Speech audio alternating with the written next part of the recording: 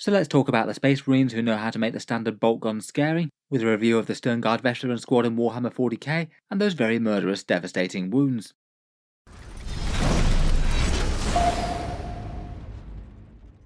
Hello and welcome back to Auspex Tactics, where today we're talking Space Marines, and in this video I thought we'd focus on the Sternguard Veterans squad and their shiny new miniatures from the Leviathan box and what they can do in game.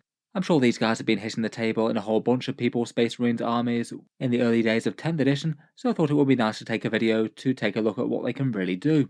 Let's talk about their models, through each rule on their datasheet, any obvious buffs and synergies with the unit, and how they rank up with the rest of the Space Marine Codex. First up, the Sternguard veteran models have generally been quite well received. These guys are Space Marine First Company veterans, and as opposed to the Vanguard veterans who prefer to fight with close quarters chainswords and power weapons, these guys have the pick of the chapter's ranged armoury, basically being the absolute pinnacle of a bolter-wielding Space Marine on the battle line, classically fighting with either bolt weapons with some artificer-crafted special issue ammunition, or various types of combi weapon chosen to take down specific foes. Currently their shiny new miniatures have just been redone from Firstborn to Primaris, perhaps one of the most obvious examples of frontline Space Marine unit actually being directly replaced by a Primaris counterpart, though given that their equipment hasn't really changed all that much, there's nothing really to stop you just using the standard Firstborn models that you might have had already. Seems very likely that Games Workshop is going to be coming out with a full multi-part plastic kit for these alongside the next Space Marine Codex, certainly one to watch for there. I'd guess that one will have a bit more flexibility with arming each of the guys with either combi weapons or bolt weapons, as opposed to the more monopose ones from Leviathan. Generally the new updated models have been received quite well, I think, Primaris with just a little bit more bling on them and looking a bit more classically Space Marine. I do quite like the way that they have mixed some armour marks as well. There is one with a more classic Firstborn helmet as opposed to the Indomitor's armour. As for how these ranged veterans perform on the board then, here is the Sternguard veteran datasheet for Warhammer 40k, 105 points for a squad of 5, or 210 for a squad of 10. In general I think that's really quite a cheap price for the ranged veterans. They often tended to cost a bit more when they were fully upgraded previously. Being only 2 points more than an intercessor really is quite nice for them, particularly as troops are perhaps a little bit less mandatory with the loss of objectives secured from the rules. Their base profile is just that of a standard Space Marine, toughness 4, 2 wound and a 3+ save. Not too bad armour, but there are an awful lot of things in the game that kill that very easily, so a fairly low points cost definitely does them some credit. They also do punch perhaps surprisingly hard in close combat as well, 4 attacks at strength 4, AP 0 and damage 1. Not going to do anything massive to anything with either high toughness, high saves or both, but that is a whole load of volume attacks there. If they're on the offensive, they can certainly very easily bully a whole load of light infantry from other factions. With average rolling you'd be tearing apart most of a squad of Imperial Guard there, even after you've done some bolter work to something else. Keywords wise, they are conspicuously having that Tacticus keyword. That's the one that kind of denotes them as Primaris in the Indomitor's armour, and it does mean that they're locked out of certain character combinations, and they can't ride in things like rhinos, which I think is a bit of a shame for them. Definitely a bit of a weird example of the arbitrary split between Primaris and Firstborn lines. They have eliminated a few differences for things like drop pods and land raiders and things, but it's still kind of weird and a bit annoying really that they can't ride in things like rhinos, as that would be quite a good transport choice for them I think. Finally, just for their base profile, they've got objective control 1. That admittedly is one disadvantage over things like intercessors and heavy intercessors. They might have more dangerous guns, but they aren't going to hold down points quite as easily.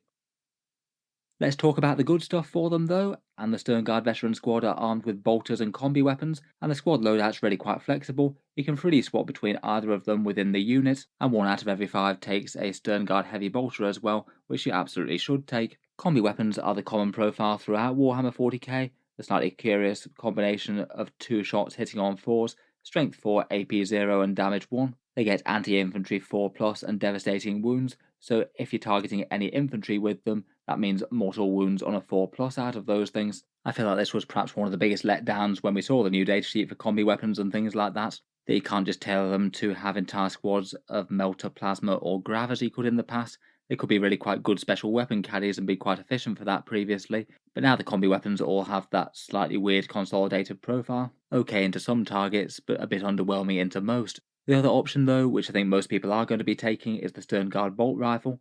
This one gets you 2 shots out to 24 inches or 3 shots to 12 with the rapid fire rule. They strike at strength 4, AP -1 and damage 1, and get both the assault and heavy keywords, the same as the regular intercessors, meaning that you can advance and shoot them, or stay still and get a +1 to hit with them. They also get devastating wounds as well, so that's really quite nice for big volume fire, means that you're also likely to be chipping off some mortal wounds against the toughest stuff around, as well as just doing decent damage to enemy infantry. If they're in combat as well, they also get to shoot with a Sternguard bolt pistol for a little bit more damage in a protracted melee. That's handy enough, I suppose, basically a standard little bolt pistol but with devastating wounds as well.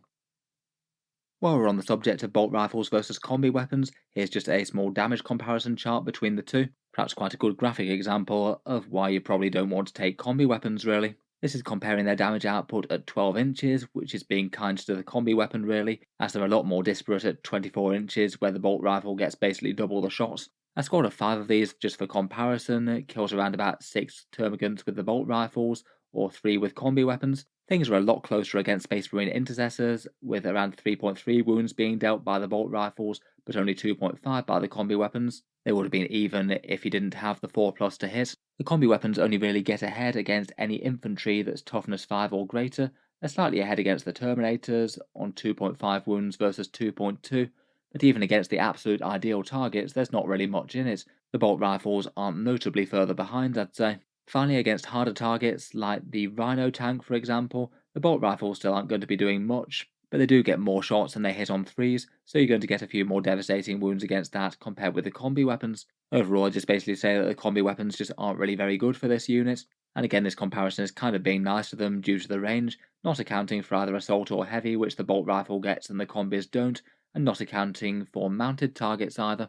Maybe it's a little bit unfortunate that the Leviathan box doesn't give you the option to choose between the two of these. I'm sure quite a lot of people would happily just say that you could run them all as bolt rifles just for simplicity. I suppose you could always have the option to convert some from intercessors too. Otherwise, the unit also gets a heavy bolter. This one's maybe a little bit more standard issue, but just with the devastating wounds tacked on. Really quite nice to get devastating wounds on a heavy bolter profile, as otherwise they tend to be not that general purpose. Finally, one of the other really big advantages of the Sternguard Veteran Squad is their Bolter Drill special rule.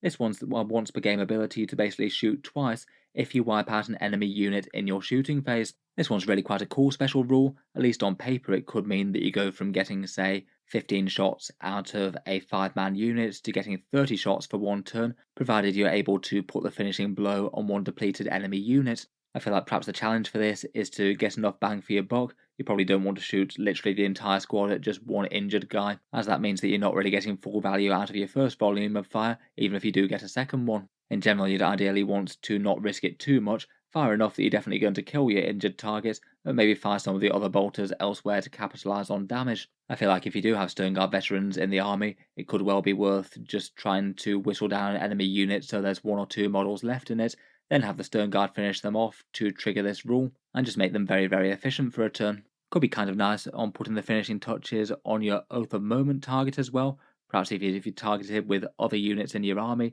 then the Sternguard could be a good way to put the last few wounds on them. They are kind of likely to get a bunch of mortal wounds with the full rerolls.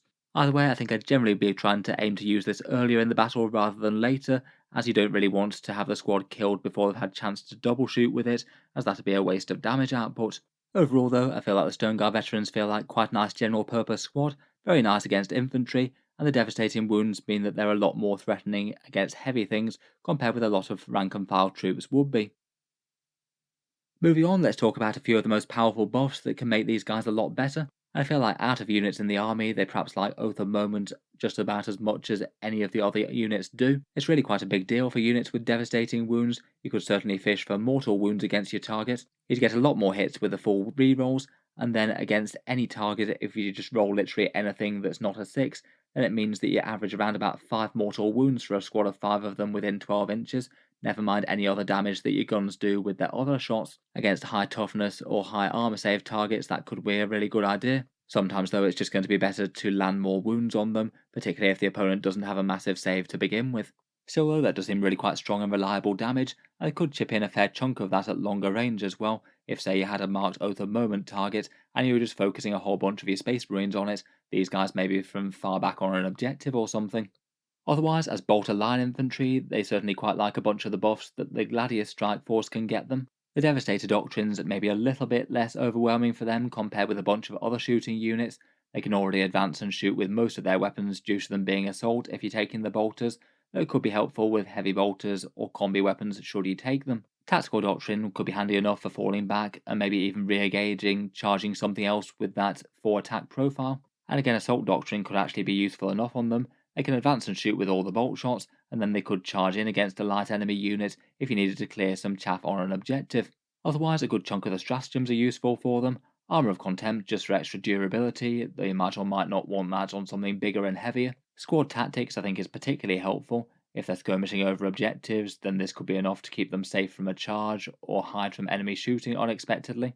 And Storm of Fire is the one that gives you Ignores cover as an extra AP -1 in Devastator Doctrine, though I would kind of bear in mind that that's got slightly diminishing returns, as any of the 6s to wound with devastating wounds won't care about either cover nor the extra AP.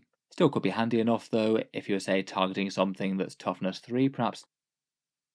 Otherwise, Sternguard have really quite a lot of options for character buffs. Perhaps some of the best choices might be Primaris Captains for free stratagems, Lieutenants for lethal hits and fall back and shoot. Lethal hits maybe again does preclude them getting any mortal wounds out of those ones though, so it's perhaps a little bit less interesting for them compared with certain other units. Still not bad though with mass volume fire. A Librarian could make them a lot tankier with a 4+ invulnerable save, plus they have a bit of shooting themselves, and Apothecaries could revive models, any of them also bearing the Warlord trait Bolter discipline as well, sustained hits for the unit on everything, plus also a 5+ chance to critical hit in Devastator Doctrine.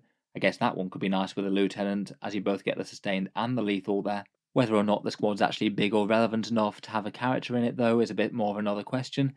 If you're using a big 10-man squad, then you could put a character in. A smaller 5-man squad might be a bit harder to justify for most of these if they're going to cost almost as much as the squad itself. You might well just be better off just putting the points towards a second squad, as opposed to making one squad that's just a bit better if you're only using a 5-man one. Otherwise, besides them, Space Marines have got a few other firepower synergy units.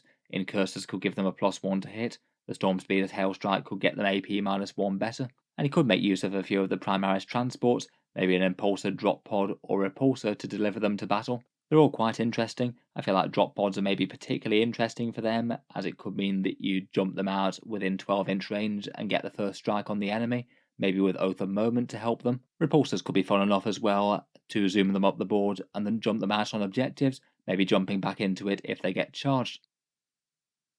Finally, a few things from specific Space Marine chapters can also help out the Sternguard as well. For more Codex chapters, they've got a surprising amount of character choice. Quite a few of both the Primaris and Firstborn ones can join the Sternguard Veterans, interestingly enough. I think perhaps my favourite two of them might be Pedro Cantor of the Crimson Fist, or maybe Chief Librarian Tigerius of the Ultramarines. Pedro Cantor works well with his iconic Sternguard, as he gets them +1 shot once per battle, and that could be very, very nice if you manage to line that up in the same turn that you managed to get the double round of shooting out of them. If you did go really big investment and get a big squad of 10 of them, you could potentially be firing out up to 80 devastating wound bolter shots in a single round of shooting, 4 shots each times by 10, and then get 2 rounds of it. It also gives them further damage buffs as well once the squad starts getting depleted, which isn't really a bad thing to have going, plus chipping in a little bit with his own range and combat power.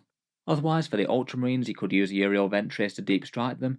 Gilliman's double Oath of Moment rerolls seems very nice, particularly combined with their shooting at different units, but maybe Tigerius seems like one of the nicest ones to reinforce a big squad of them, making them harder to hit with a -1 to hit, a 0 CP Overwatch each turn, and he also has a fair amount of damage that he himself does with a bunch of shots at Strength 6, AP 2 and Damage 2. Otherwise, a bunch of the melee chapters maybe don't really add quite as much as a few of the more Codex ones. I guess you could get a little more survivability for Black Templars with their 6+ Feel No Pains.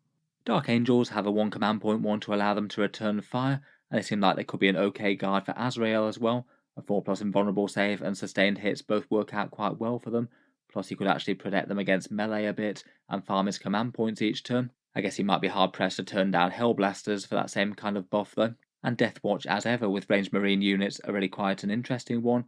Lethal hits, precision hits, and sustained hits on 3 different rounds. All good things for the unit really. They could use the Teleportarium stratagem, though I would say that most of their special issue ammunition stratagems are just slightly underwhelming for them in one way or another. Of course they did have that absolutely crazy one where they got devastating wounds and anti-infantry 2+, but fortunately Games Workshop fixed that combo to stop these guys belting out something like 30 to 40 mortal wounds. Perhaps not a bad thing for the game overall. Of course, in Space Marine armies, there's a massive amount of competition for the various different infantry squads that you can field. And in general, these guys do have to be quite efficient to be not squeezed between niches of things that have better objective control and durability, or things that just hit harder like Hellblasters perhaps. There's also squads that don't have as much damage but a lot more utility, things like Infiltrators and Incursors. Just roughly going down that list, Heavy Intercessors are 115 points for 5 of them. They've got more durability but less threat with no mortal wounds. Having really chunky Gravis armor is pretty nice though. Regular Intercessors, I think maybe don't really save that many points over these guys, only 95 points, and otherwise their main selling points are sticky objectives, so objectives that stay yours even after you've moved off them or after the squad's been shot dead, and objective control too if you're fighting over mainline ones. I feel like quite a lot of people might be more tempted by Sternguard over them at the moment, just for units that do a kind of similar job but with massively more shooting threat.